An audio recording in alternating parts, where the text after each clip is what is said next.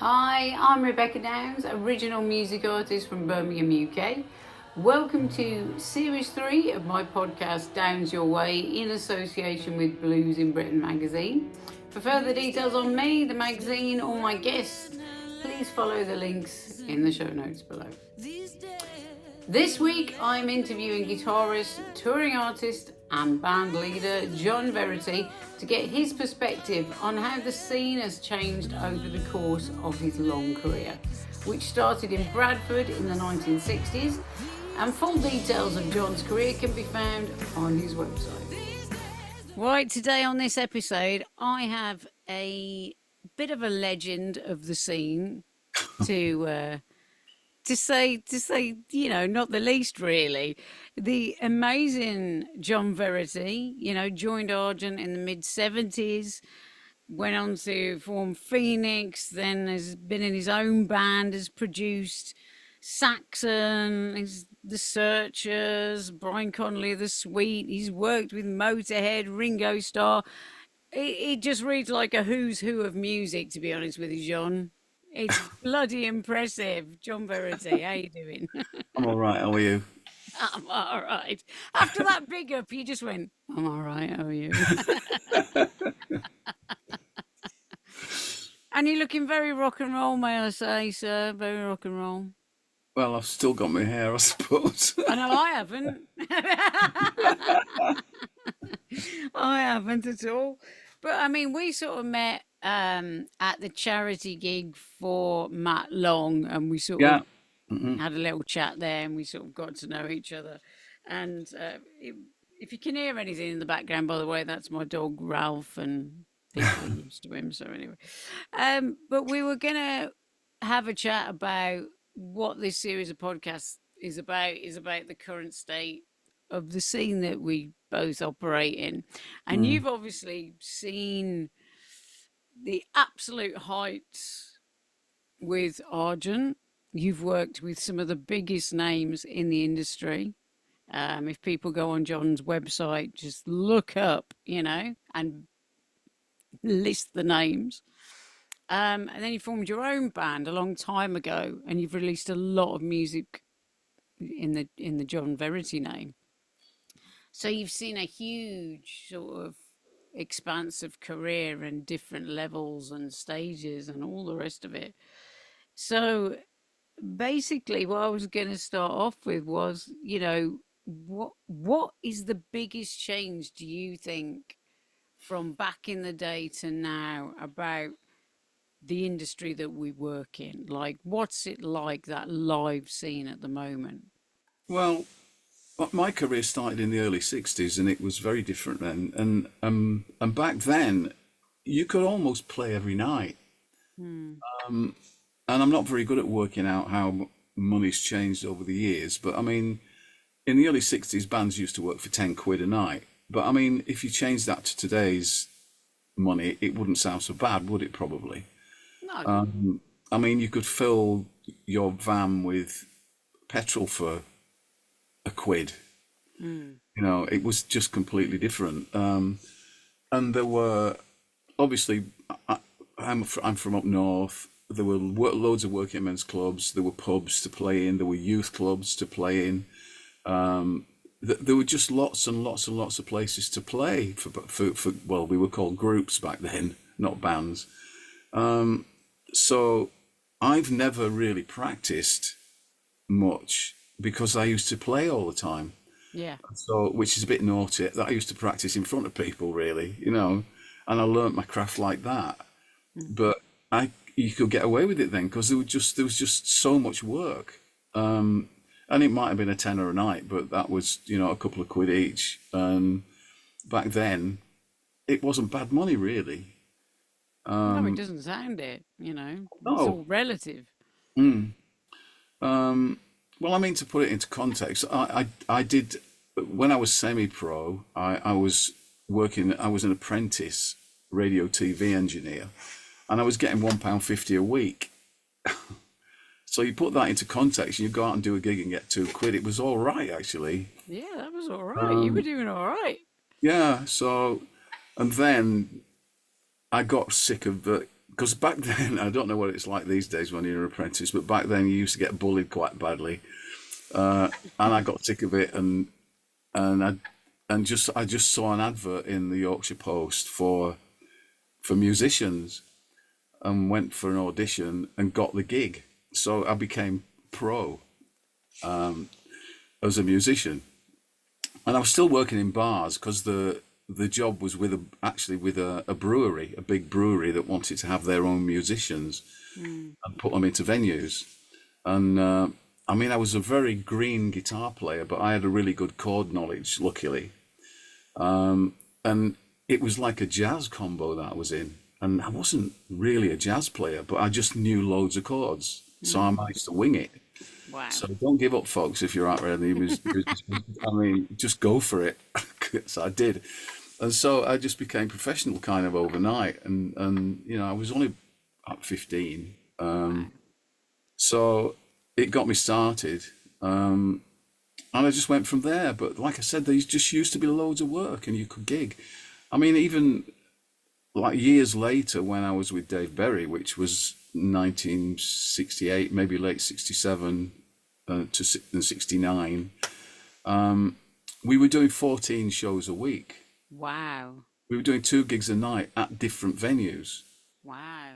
That's incredible. Yeah, we'd do a 9 o'clock at one venue, and we'd have a full rig. We'd have to take a PA, so we'd do a 9 o'clock show, and then we'd pack the gear and the PA into the van and drive somewhere else and do a midnight. Wow. And what kind of venues were they? Well, it was the cabaret clubs. They called it the graveyard of the groups because it was a circuit that everybody went into. It really when the hits kind of dried up. I'm sure that Dave wouldn't mind me saying that. I mean, he wasn't really getting hit records anymore. Not in the UK. He was still getting some hit. He was getting some success in Belgium and Holland. Mm. But in the UK, that was the circuit that everybody and all the bands were doing it. The Searchers were doing it, and Freddie and the Dreamers, and everybody was doing it. And there were huge venues like Batley Variety Club, which we did, and people like Buddy Rich were doing that, and Shirley Bassey, or a lot of the big acts. Wow. They were doing these big. They were just like massive working men's clubs. And the band, the sort of Dave's backing band at that time that I was in, we also worked on our own as a band when Dave wasn't working, and eventually we started writing our own material. So we were we were lucky really that we backed people. That's Mm. what we used to do, and then we could kind of fill the diary by doing gigs on our own.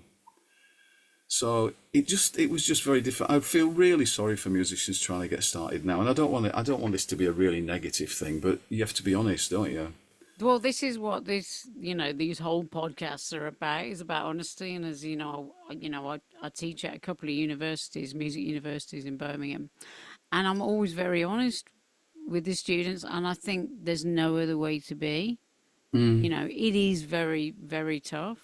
You yeah, know, it's just like listening to you with, 2 gigs a night, and that's every night, I guess. yeah. It would be in two different venues. So you'd do a 9 o'clock show. You'd start on a Sunday, Mm. and you'd play your 9 o'clock show at the first gig, then a midnight, and you'd do that all week and finish on a Saturday. And the Saturday I mean, often Sundays were very quiet, Mm. and it'd just build up to the Saturday being really busy. And they were just smoky, smelly nightclubs. I'm surprised I haven't got any lungs left because you were in a fog. Yeah, it's a lot different to today, isn't it? There's a Yes. bit of dry ice sometimes, but that's about it, isn't it? But it's a totally this picture that you're painting, is completely different to Mm, now. I mean, obviously people, and I look at tours that people are doing in this scene, and we're sort of talking about this scene. And and I look at it and sometimes think, oh, I don't know how many of those are going to go ahead. That's not me putting down that artist. mm, That's just me being honest about what's happening at the moment. yeah. You know what I mean? Which is, a little bit different, isn't it? So how are you finding things at the moment, gig wise? Um, it's hard because I get too many offers where they want me to do it on a door split, and that's all. And I can't, and I'm not doing that anymore. I made a decision a while ago. My band's a three-piece, but it's not a band. It's me and two hired hands, and I pay them Yeah. regardless of what's going to happen. And I'll be honest with you, I've driven home from too many gigs with no money in my pocket after paying the lads and paying the diesel and paying the hotel. Yeah. And I mean, you told everybody the kind of things that I've done over the years, and I have been successful, and but things are different now.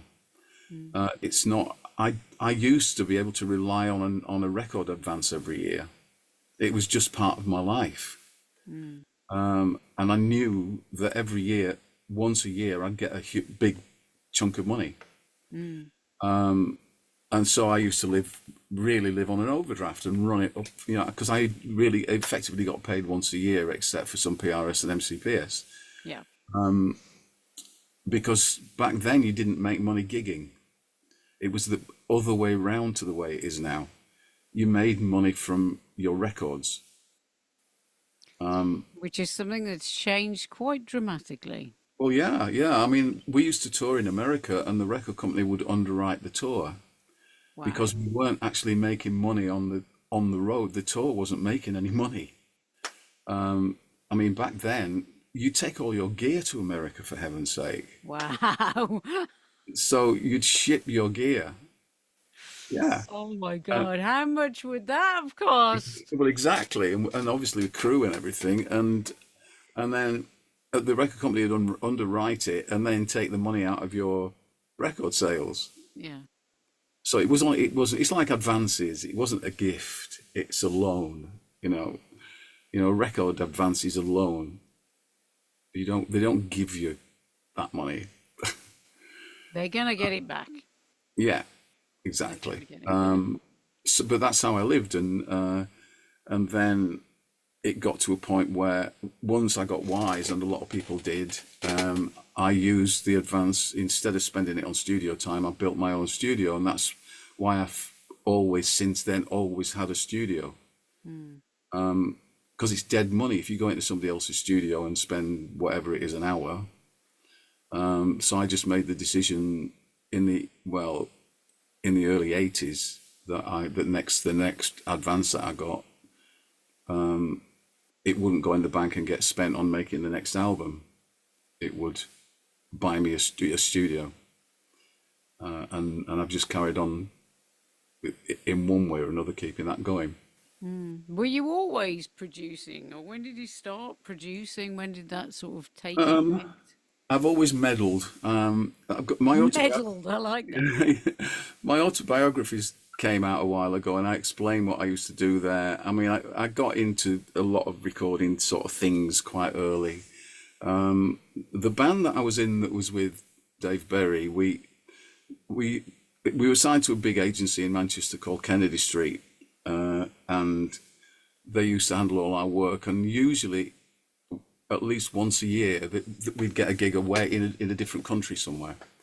One year it was in Portugal. We did a residency at the casino in Estoril for a few weeks, and then the next year, it sounds quite funny this, but the agency contacted us and said, "How do you feel about doing a residency in the Bahamas?" Now, what do you think you say? Maybe it sounds a Let, little bit better than, I don't know. let me think about it. Yeah, well, it was a rock club on Grand Bahama in Freeport, called the Joker's Wild, and the guy there had latched onto this idea of bringing English bands over because it was such a short flight from Florida. Right. So American college kids used to come. So it wasn't like doing a residency in that you were just playing for the same drunks every night. They used to come. You get a different audience every week, so it was great. And the other thing was you could play anything you wanted. So we started to write. And back then there was musically there was this sort of musical movement called underground. It was called underground music, and it was a bit like prog, I suppose. Mm. And you'd have to be there to understand, but it was, people suddenly started to do underground music and write their own stuff, and you do extended jams. It must have been so boring, but people liked it. People liked it because they were in the same place. They'd taken the same stimulants as we had. Um, but so we go to Freeport, and I can't remember how long it was supposed to be that we were there, but it ended up being months and months and months. He kept extending the contract because we were really popular. And then one day, oh, and by the way, we had to play for as long as there was anybody in there. So we started at 9 o'clock, and sometimes we were still playing at 5 and 6 in the morning. Whoa, you need those little stimulants that you just Well, mentioned. and we used to have to make songs up. Just make them up. Yeah. 1, 2, 3, 4, 5, 6, 7, 8, 9. 1, 2, 3, 4, 5, 6, 7, 8, 9. And that's playing for that long. I can't even imagine playing for that long. I mean, those gigs just don't exist anymore, do they? Like those No, it all was night fantastic. type of things, they just don't, they're just not there, are they? No, no, no.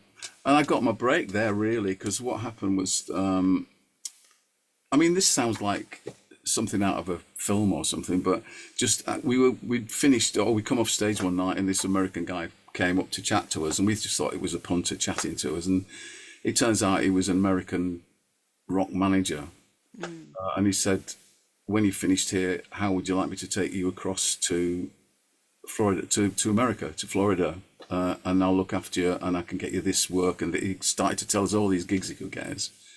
Wow.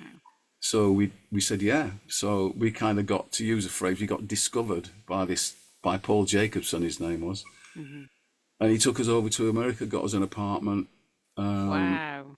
yeah, and started getting us opening slots on festivals. His partner ran the sort of major PA company in that part of America, so they had a sort of an inn.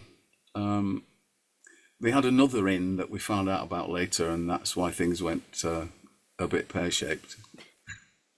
They were supplying certain things.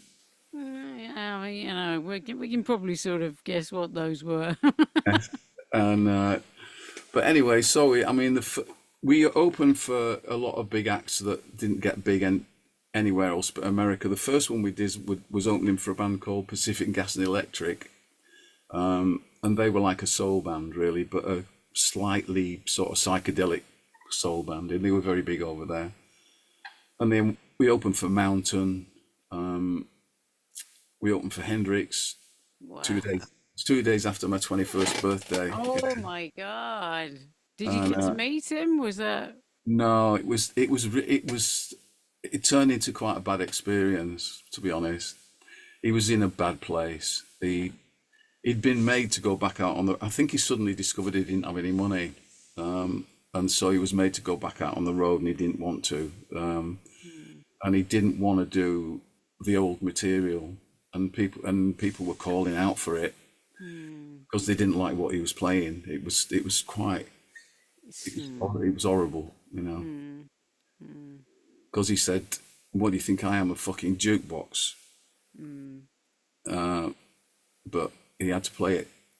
They were all shouting for Purple Haze, and and he didn't want to play it. Hmm. So it was because I was looking forward to it, but was frightened as well because I thought I'm going to come away from there thinking I'm not going to play guitar anymore.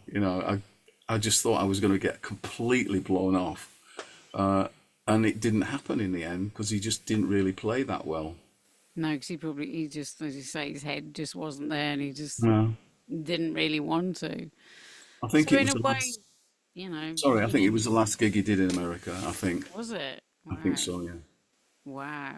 So, I mean, these are massive, massive stages, aren't they? Mm. And how?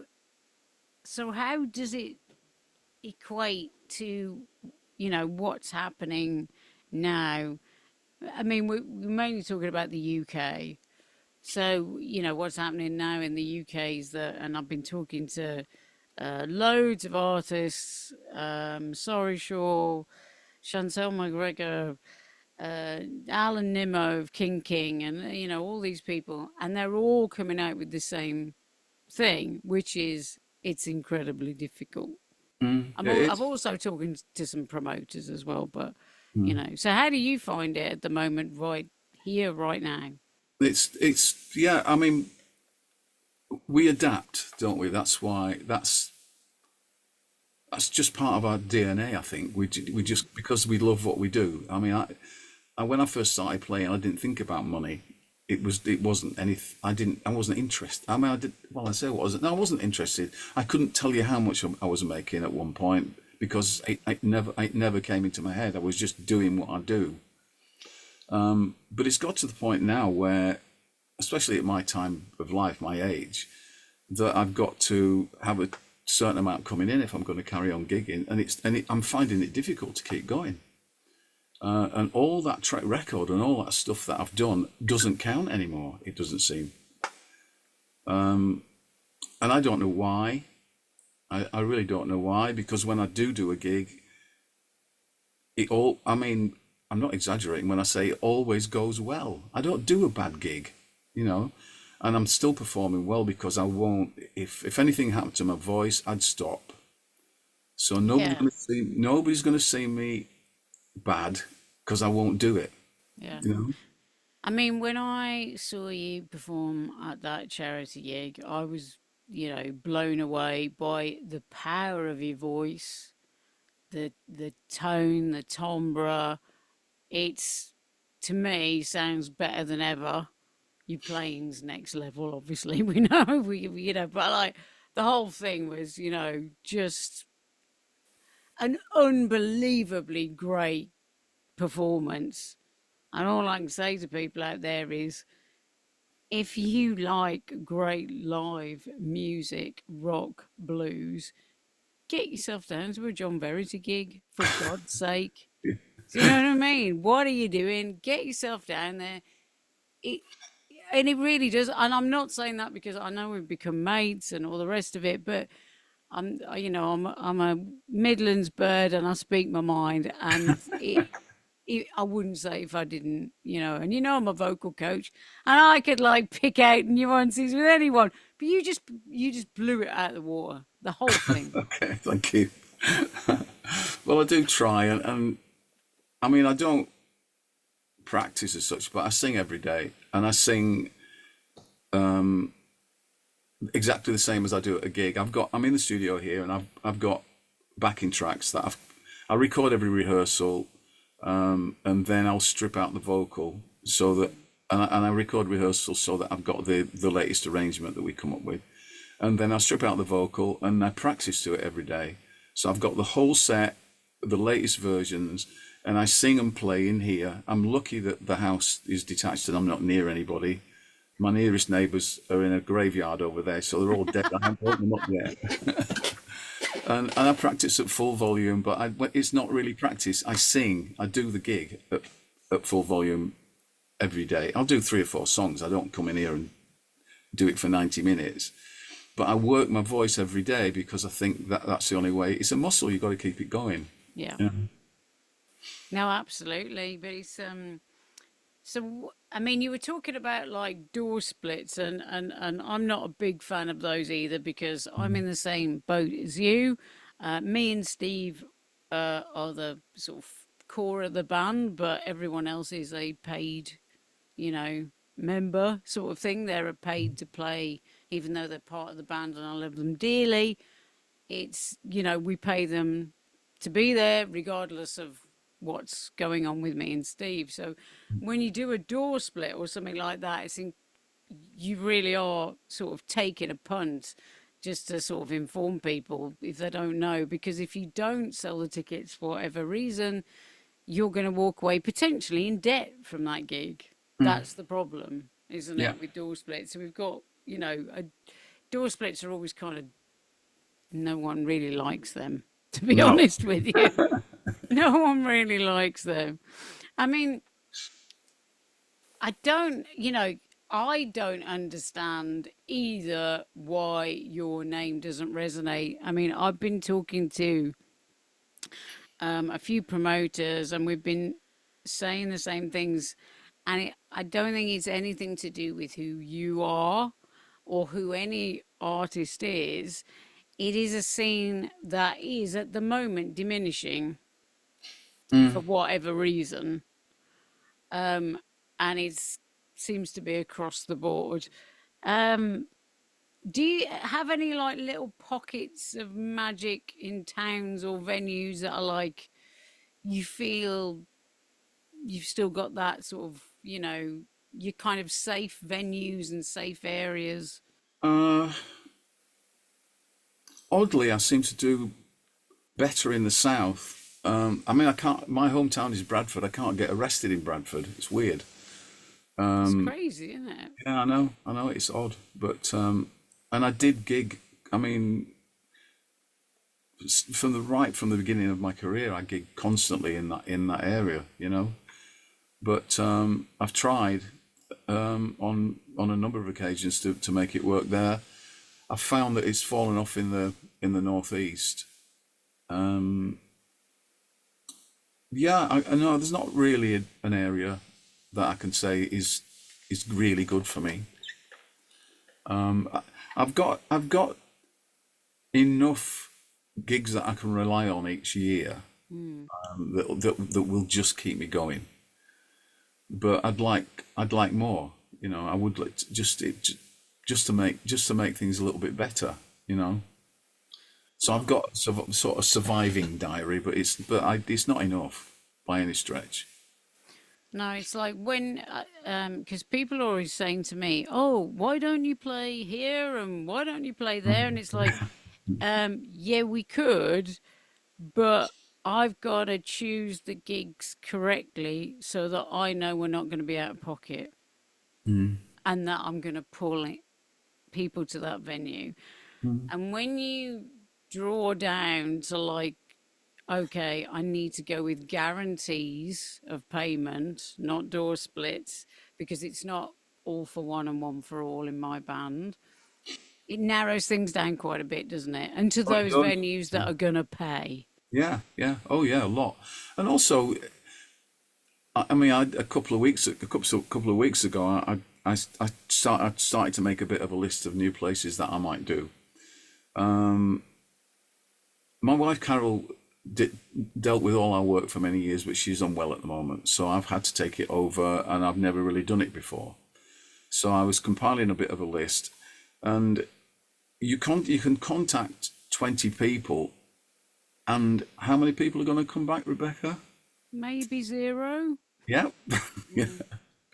Yeah. And and it is so well, I was going to say a bit soul destroying, but it's a lot soul destroying. I mean, I've been doing this for over 60 years, and you would think that I might get a little bit of respect, but you can't rely on that anymore.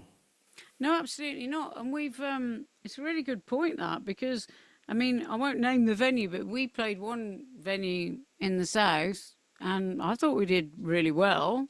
Like they were happy with it and enough people came through the door to make it all viable for everyone, etc. Tried to get back in again, sort of, a year later, and it's like, oh, we need a year's gap. And then somebody, changes job and they're not there anymore, so you haven't got that contact, and then it's just a no go for whatever Mm, reason. It's just a no go. You just, as you say, you won't get a reply, you won't get anything back, and it's like, oh, but we did do okay for you there. You made money that night. yeah, I But know.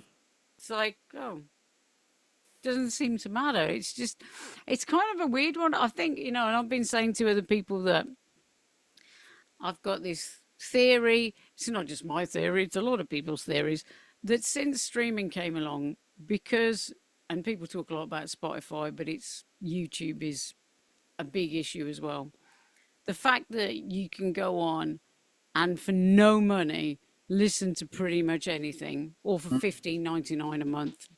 legitimately, supposedly legitimately, listen to everything on Spotify's streaming site, music has just been devalued. And as soon as Yeah, you devalue it, people, there's not the need and the kind of the same interaction with music as there was with people before streaming. I mean, what do you think about that? Do you think that's a part of it? yeah.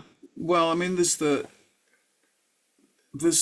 YouTube thing as well, isn't there? I mean, I think that during COVID, a lot of people invested in those big, really big, silly televisions, as I call them, and they'll sit and watch what we do, not necessarily us, but what we do on YouTube, Yeah. and listen to it, and they've got a nice sound system, and it sounds great and everything. And I just think it's easier than going out. That's my theory. Um, Well, yeah, I think a lot I of people mean, I've done agree. gigs where people have bought tickets and not turned up. I've done a few of those where I've said to the promoter, you told me X amount of people, it's looking a bit quiet. And they said, yeah, well, there's like 15 people not turned up tonight, and they've reserved their ticket, you know? Yeah, a few people have said that, and it's like they want to support the artist. Mm.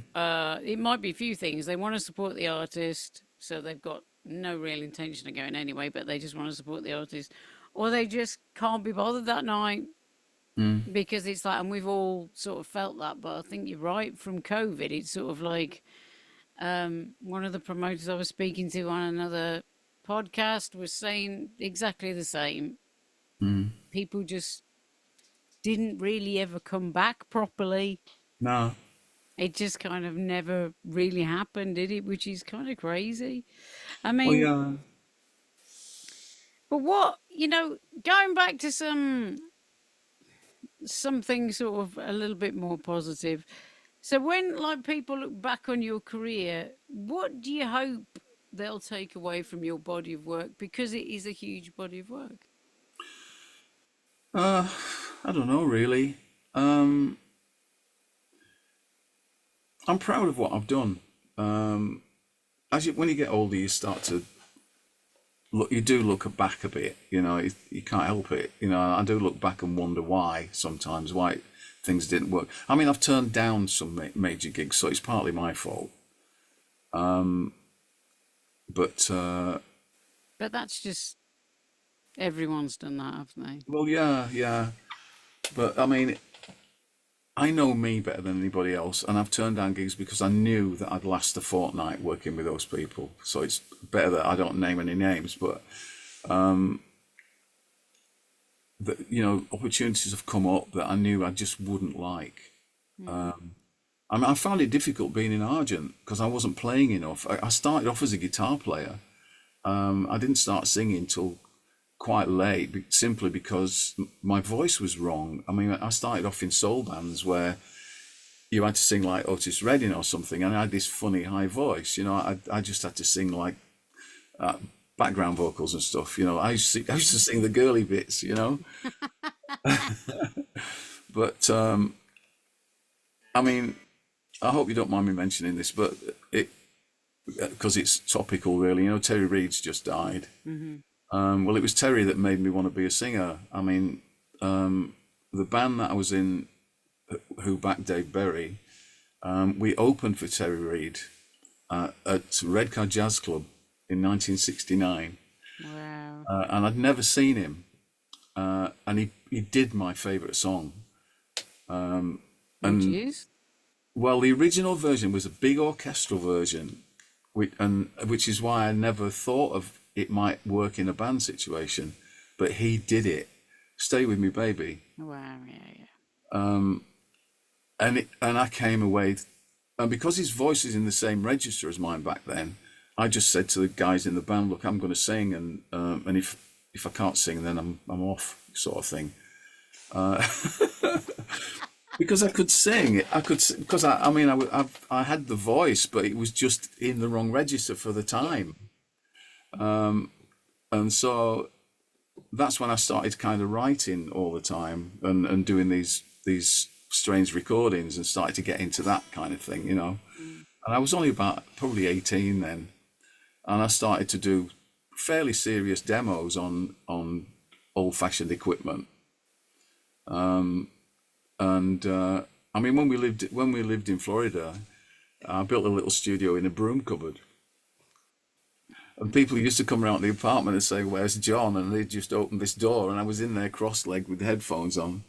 Hiding in the cupboard. Yeah, with a pair of cassette machines, because I used to do sound on sound. I used to bounce from one cassette machine to the other cassette machine.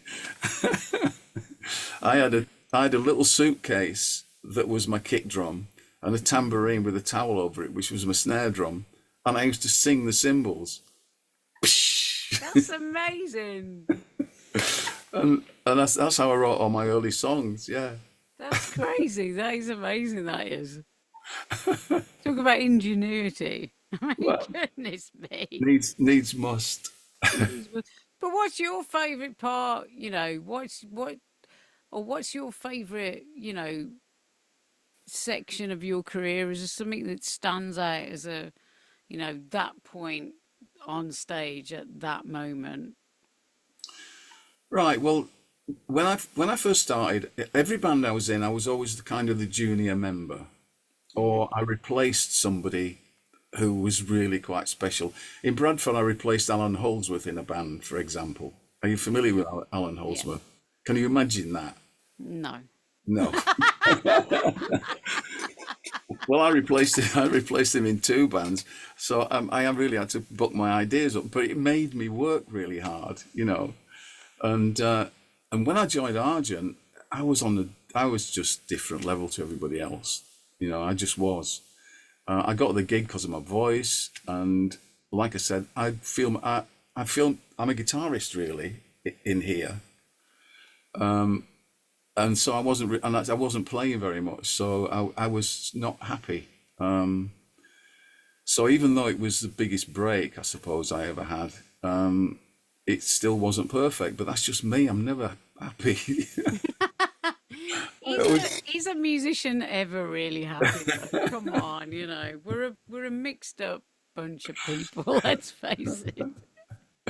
I think the first time I got up in front of a big audience, it was then that I knew that this is for me, you know, and I can do this. I mean, it's scary, or I still remember how frightened I was, because we'd gone to America in that band, which was a four-piece band, and I was a guitar, and we had a five-piece band, and we had a vocalist. And then the band split up, and I decided to stay because we've got some really good gigs in the diary. And I just advertised in the local free press and got an American bassist and drummer Mm. and put this set together. And the first gig we did was a huge gig, and I'd never been up front on my own. Whoa. I was petrified, Yeah. but we got away with it, you know. I think you probably did a little bit more than got away with it, John, to be honest. Well, You're very, very modest there. a lot of it was the English accent back then. I started talking first And they're to all get like, hey, we love your accent. get them on my side, yeah. But I mean, another step in the right direction, you know, because ever since then, a three-piece band has been what I do. I just feel happier in that sort of environment, and that would be like 1970. And I realised that was my home. Does that sound a bit cosmic? Yeah. But No, it sounds completely right. And when, you know, I saw you, it's just perfect, It's the I perfect like gaps. sound. Yeah. I like space. You know, I'll do Yeah, that. Yeah. absolutely. And it just, but it just works so well. So I totally understand that. I mean, you've been writing, making music for decades, and I mean, what kind of keeps you inspired, now? Are you writing anything at the moment? Is anything like, I'm not. I write. I do write. I've got loads of. I write, yeah, all the time, and I do it on the phone like a lot of people do. Every time I get an idea, and I'm lucky that I can just come in here and switch this gear on, and not worry about what time it is. Our bedroom's up there, Hmm. and I am known to sneak down at whatever hour and switch things on. So yeah, I haven't been able to spend a great deal of time in here recently to get anything finished, but I've got loads and loads and loads of little sketches. That may be in the pipeline. Yeah, yeah, we'll see.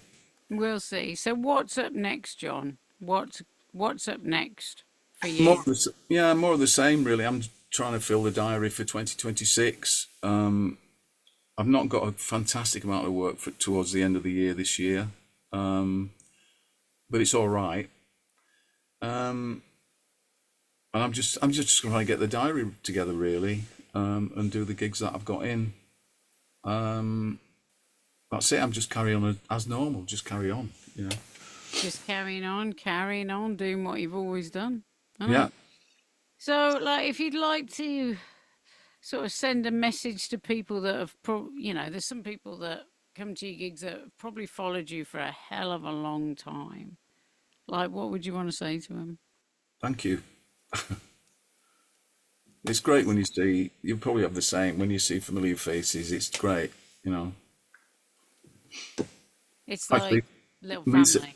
yeah, me saying that I can't get arrested in Bradford is going to probably offend a couple of people. I did one of the Barn Olswick gigs a while ago, and there were people on the front row that I remembered from Bradford. It was weird. Oh, wow, that's Yeah, so amazing. yeah, it was, yeah, and So, you see, Bradford's still supporting you, even if they have to travel? yeah. So they won't come and see me in Bradford, but they'll come and see me in Barn Oldswick. Well, yeah. I think sometimes as well, it has to do with the venue as well, doesn't it? Yeah. And how they feel about that venue. I know that sounds strange, but sometimes that is the case. Mm. But thank you so much, John, for your time. It's been Okay. Look. amazing to speak to you. And I do mean it, people. If you want to see a great gig, just go to a John Verity gig. That's it. That's all you Wait. need to do. So go to his website. Um, just Google John Verity. It all comes up. He's all on social media as well. So just check him out. If you haven't seen him before, you need to go and see him. Take care, John. Big love. Hello. Thank you, John. That was a great chat and really interesting to hear how things have changed.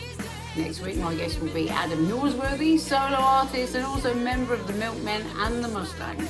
Thank you for listening and or watching. So I'll see you next week.